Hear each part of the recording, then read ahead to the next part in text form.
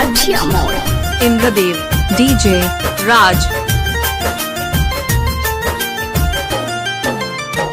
छोड़ा के ते गहिले रे के कारा सहारे अपने तो खुशौहा ससुर में मारे आके देखू कैसे हम जियतानी हो आके देखू कैसे हम जियतानी गांजा भर के सिगरेट पियतानी गांजा भर के सिगरेट पियतानी।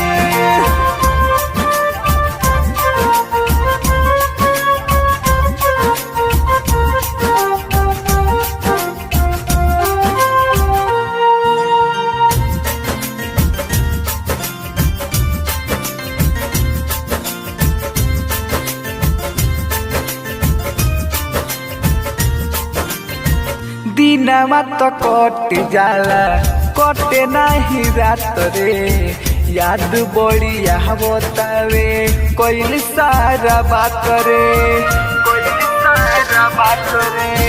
दिनमा तो कट जाला कटे नाही रात रे याद बड़ी बतावे कोई सारा बात रे याद बड़ी बतावे कोई सारा बात रे प्यार के हमारा से वही दिल घात रे पावते ते मौका हमारे छोड़ दिहल साथ रे फाटल करे जावा के सियतानी हो फाटल करे जावा के सियतानी गांजा भर के सिगरेट पियतानी गांजा भर के सिगरेट पियतानी।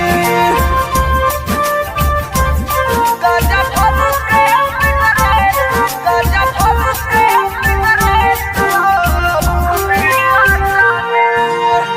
मिक्स भाग पल्लवी रिकॉर्डिंग स्टूडियो मठिया मोड़।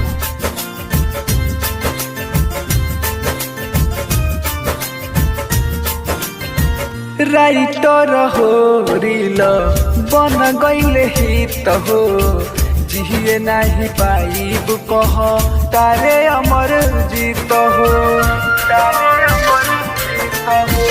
राइटर हो रील बन गईले हित हो जिए नहीं पाइब कह तारे अमर जीत हो जिए नहीं पाइब कह तारे अमर जीत हो सोची सोची पूछता रे दिली फराजा कामना गलतिया के देत बारू साजा देख के कहेलू नहीं चिन्हतानी हो देख के कहेलू नहीं चिन्हतानी गांजा भर के सिगरेट पियतानी गांजा भर के सिगरेट पियतानी।